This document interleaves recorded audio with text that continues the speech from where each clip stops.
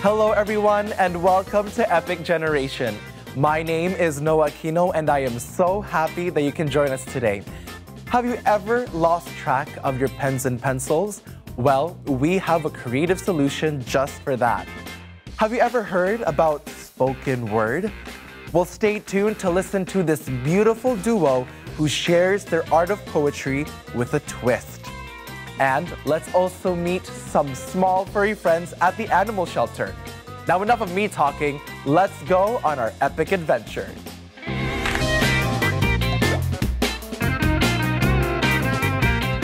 Are you tired of hiding your beautiful markers and pencil crayons in a pencil case and want to display them? Hi, my name is Tia and I'm going to show you guys how to make this cool stationery pot. For this DIY, you're going to need some jute rope, pom-poms, hot glue sticks, and I think that's all.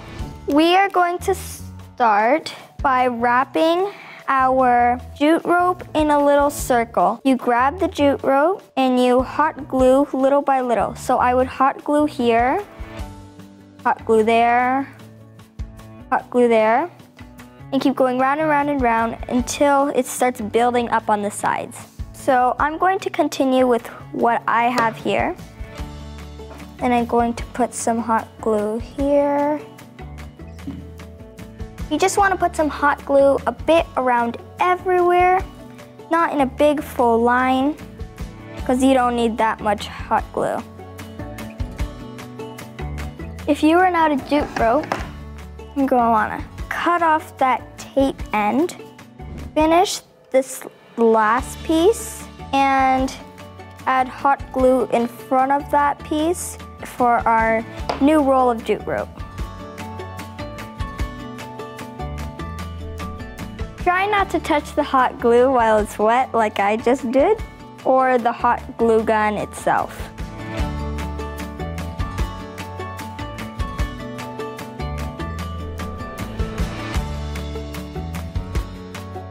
You can ask a parent's help to help you with the hot glue, or you could just use normal glue if you feel like it. When you think it's about the right height, cut off your jute rope. If you need help, you might want to ask a parent's help to cut the jute rope. And check on certain spots. Oh, there's one. Put some pressure to make all the glue hold by pressing on the top of it. But make sure not to lose its shape. Okay, now that we're done that, this is optional, but I prefer to make everything colorful with pom-poms. So we're going to take some pom-poms. You can do big or small. You're going to just glue a little piece of hot glue on and put on those bright, colorful pom-poms. And just keep going around the whole border. You can create a rainbow pattern, like I did here, or you could just create any pattern of your own, or just simply just place random colors.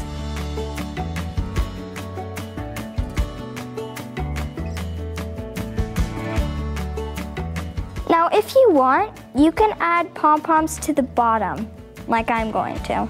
You might want to turn it sideways and grab a little mini pom-poms or big ones and put a little bit on the side near the bottom and just roll the pot around and place your pom-poms. Now take off those hot glue strings because they're not going to look too good with our final product. Ta-da! Now you have your own stationery pot. And now I can take all of my stationery and put it in this nice, cute pot. I think this pot is just so adorable and fun to make for everybody. Well, I hope you guys enjoyed this craft, and I'll see you guys next time. Bye!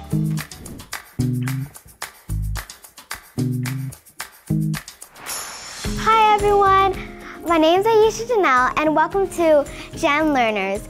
I'm here at Positively Pets to meet some furry friends. Come on, let's go! Positively Pets, we're a company that specializes in doing hands-on animal activities for kids, right? So we want to be educational, we want to be able to show you guys some animals, right? And teach you what's the best way to meet our animals in a safe and fun kind of way, right? We've got a whole bunch of different animals. We have over 60 animals that live here in the United Church with us. So those animals, we're going to get to meet 8 of them today. Are you guys excited? Of course, I've got hand sanitizer and wipes, and you guys know where the bathrooms are, where the sinks are, right? So we can go and wash our hands when we're all done, right? Because that is the best way to get rid of germs. Even better than hand sanitizer is always to wash your hands, right? So we're gonna wash our hands when we're all done seeing the animals. Does that sound good? Everyone, this is Peanut, and Peanut is a bunny. Peanut here is a very, very friendly, very, very cuddly bunny. I think he is probably one of the cuddliest animals that we have at Positively Pets. You see how rabbits, they have really, really big ears, right? And they also are what they use to let out their heat. So if his ears are touched and cuddled all the time, he might actually get really, really hot because he won't be able to let his heat out through his ears. Right, so of course we're gonna be petting him on the back. He's nice and soft, isn't he? Yeah, he's pretty nice. What's he doing with his nose? Twitching it like that. He's sniffing, right? He might be sniffing for food, but what kind of food does he eat? Rabbits instead, they actually eat something that horses like to eat. What do horses like to eat? Grass. They do like apples. What's the dried grass that horses eat all the time? Hay, exactly. Rabbits, when we have them as pets, we actually feed them hay. They eat hay all day long.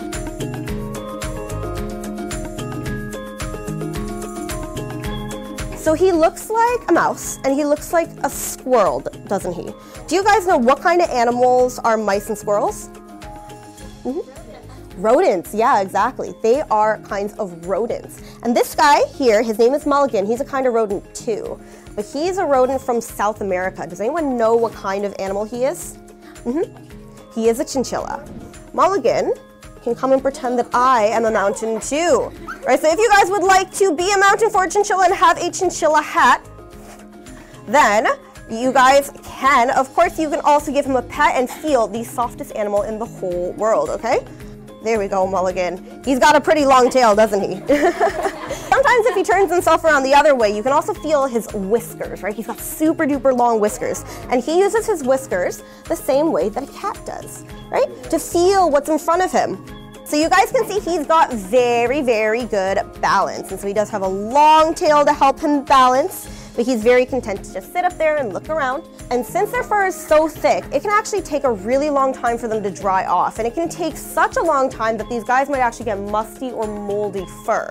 So when we bathe chinchillas, they actually don't bathe in water. They bathe in dust or sand. Peppermint here, because she is a kind of animal that we call nocturnal, she is asleep during the day and she's awake at night, right? You guys see her big eyes? Those big dark eyes, right? She can see really well in the dark. We're currently training her how to glide. She's not the most reliable glider, but we will give it a try. We'll see if she will glide to someone. There we go, good girl. Awesome. I might have blinked. She's got amazing grip, right? She's got super duper sharp claws that help her to climb up the trees, right? Because again, can she fly up to the trees? No, right? She only glides out of them. So she does have those very sharp claws so that she can climb everywhere. Jump. There we go. Good work, Peppermint. Very nice. Hello, guys. Is it a hedgehog? It is a hedgehog.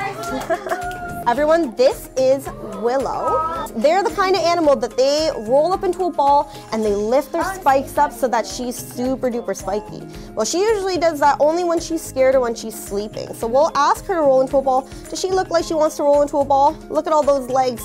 She's not a very good ball right now, right? Because she's not scared. right? And she is nice and awake now to say hello to all of us. We do not try to scare the animals though, okay guys? Remember, it's very special that she's out to say hello to us because just like a sugar glider, she's also nocturnal. She was asleep, right? So this is her time for her to have a poop, is before we get to pet her, because she just woke up. So with hedgehogs, when they are relaxed, they lie their quills flat on their back. Only when they're rolled up into a ball or when they're scared do they lift their spikes up and make themselves super spiky. So right now she's got her quills lying flat on her back. So we met all the furry animals. They're so cute, cuddly, fun to play with, and definitely poop. If you want to learn more about them, you could go to the zoo, other animal centers, just like Positively Pets. Bye!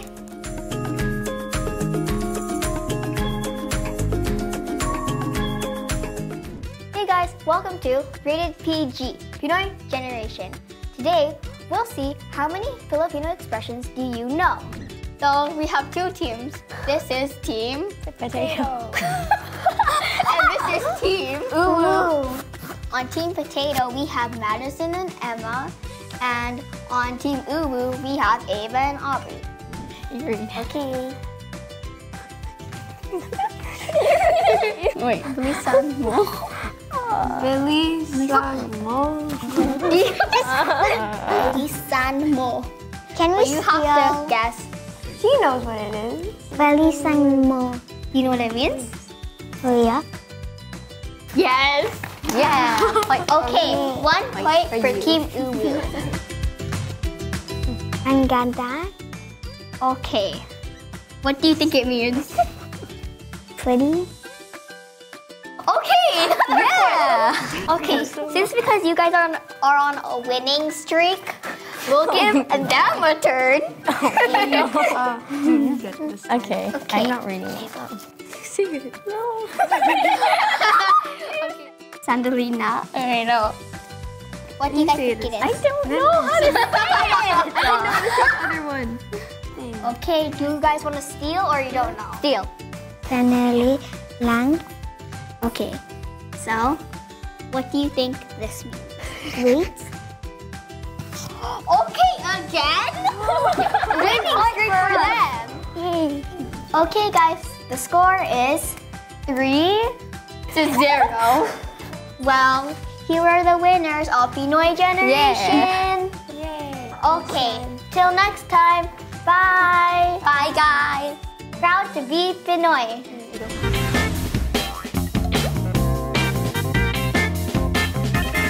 Hello. We're Constangeline. I'm Rachel. And I'm John. And thank you for inviting us here to get inspired. Now, I said my name is Rachel, and he said his name is John, but we're called Constangeline. What's that all about? So, we have middle names. My full name is Rachel Evangeline, and John's name is? My name is John Constanti. So, Constanti, Evangeline, Constangeline. That's why, oh my gosh, right? Fusion. Fusion. Anyway, can anyone guess what I'm gonna do? Because I don't have an instrument. Yes. Sing. Sing? Does anyone else have any other guesses besides saying? Yes, what's yours? What do you think I'm gonna do?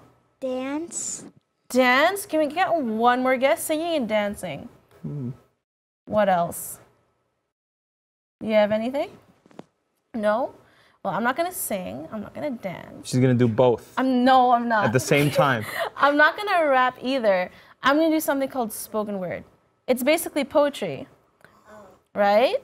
But he's here, so I'm gonna do poetry while he's playing guitar.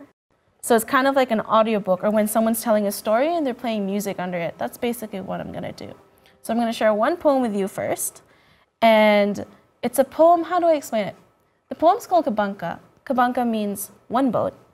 It's about, do you know stories like Hercules or like mythical creatures from like history and you're not too sure if it's true?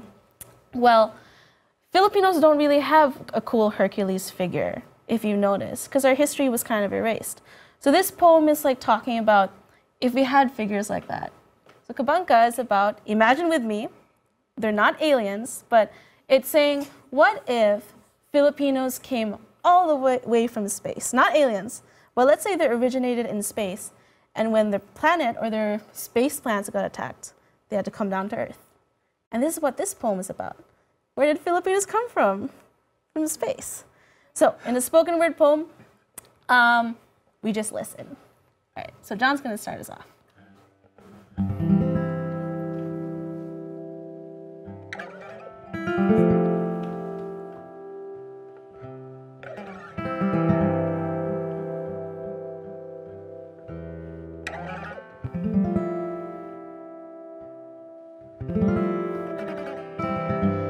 When we stand at the edge of the universe and feel the stardust ebb and flow between our toes. We, the Filipinos, brush our shoulders against celestial wind, our bodies darkened from a million kisses from the galaxies. We comb our fingers through hair thick and wavy, washed in rivers of stars. From atop our planet home, we glance down at the planets beneath us, bobbing in their heavenly swimming pool, drenched, limbs outstretched, Saturn's arms clenched, her rings rolling on her wrists, and Mars, 2 moons squinting back at us, and the Earth, beating like a heart, vessel stressing around the sapphire muscle as its rhythms match our racing hearts. Behind us, deep British blue meteor belts blossom into space, and red Spanish dust clouds form, the debris whistling past our ears like gunshots, driving us away.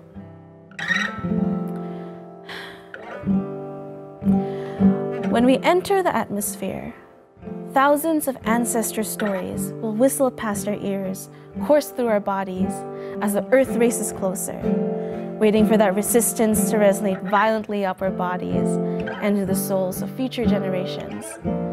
We will enter the blood rush through twisting streams and red ruby rivers, screaming at the top of our lungs as we teeter at the edge of the world and feel for a moment our fears become weightless. Generations later, our hearts flutter as a breeze whispers through the looser seams of our boat, wishing one day we could leave this dying earth behind and go back somewhere up there where we used to watch the earth beat to the rhythms of our rowing. But instead we sow stars, hoping that one day among clouds of Sampaguita, galaxies will come bursting forth in Milky Way and honey. But instead they told us we used to be angels who had fallen from the edge of the universe. These days, we let our fingers trace the surface of the water and watch our stories like the ripples begin growing. We are going everywhere and nowhere, knowing that our flowing is just another wave, kissing the paddles of our rowing.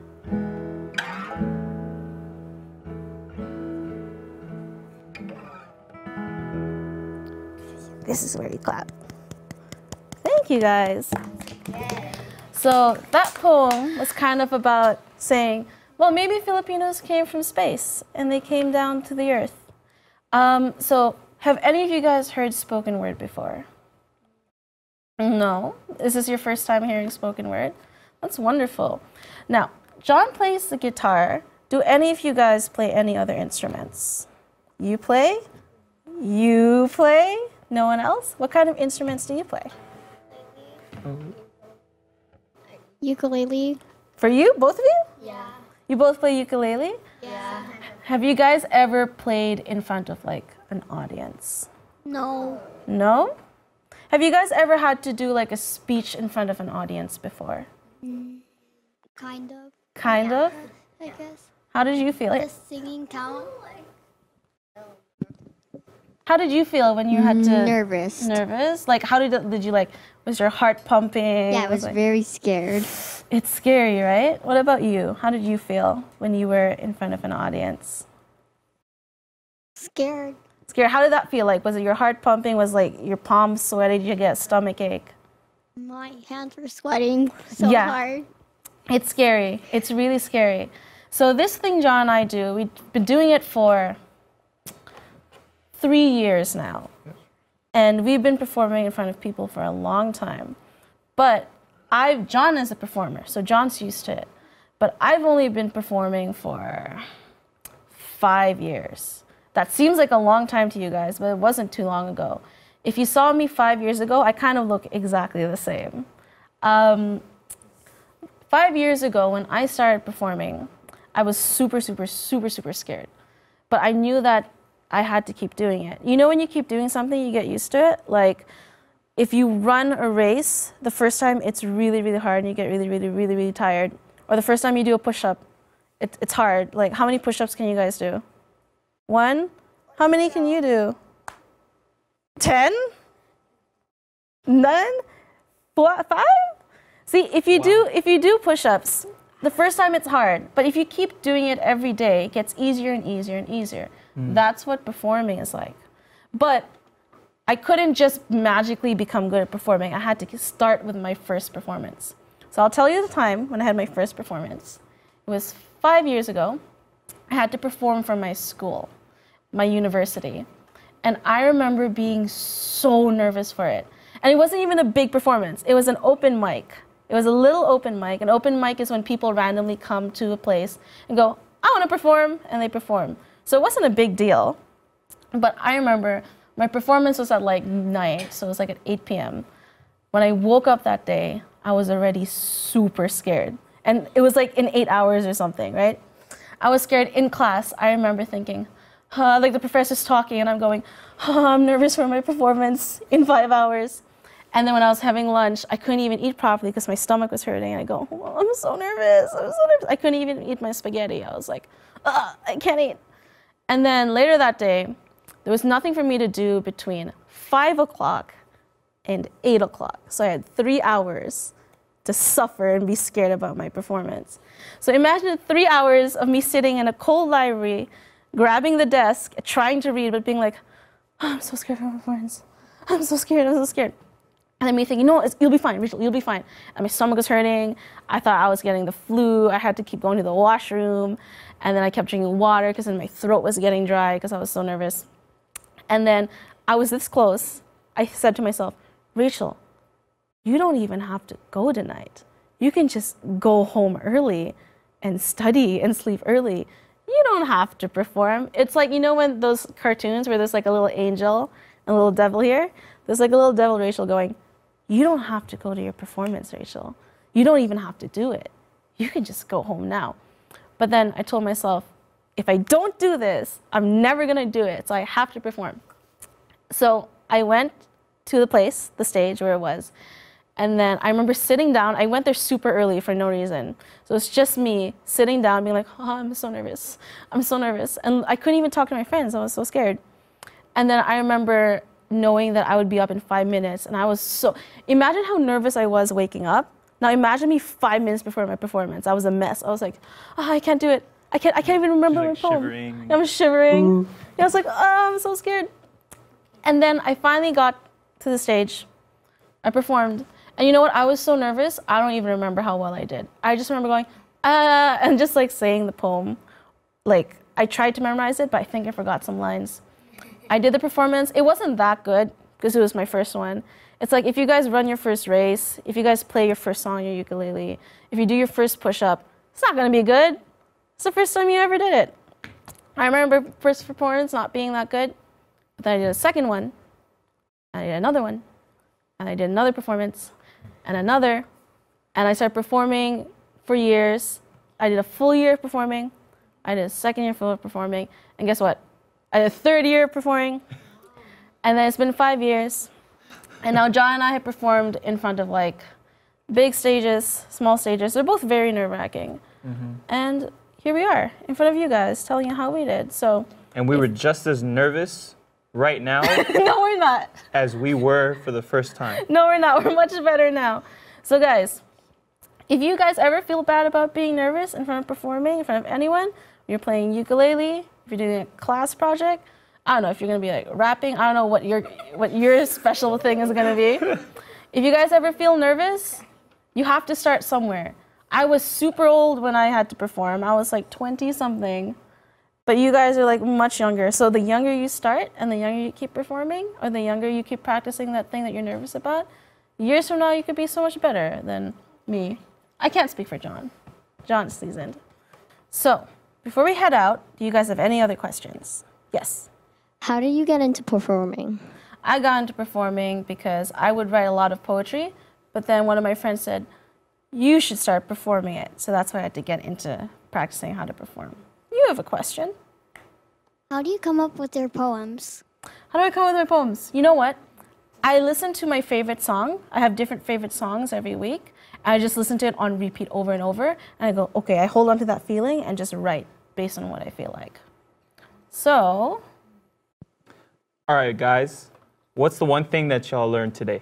Practice makes perfect. You gotta do it once, and you just gotta keep doing it again and again, and eventually you'll get there. You get to a place that you're more happy with. So anyway, thank you guys so much for inviting John and me. We'll hope to see you guys real soon.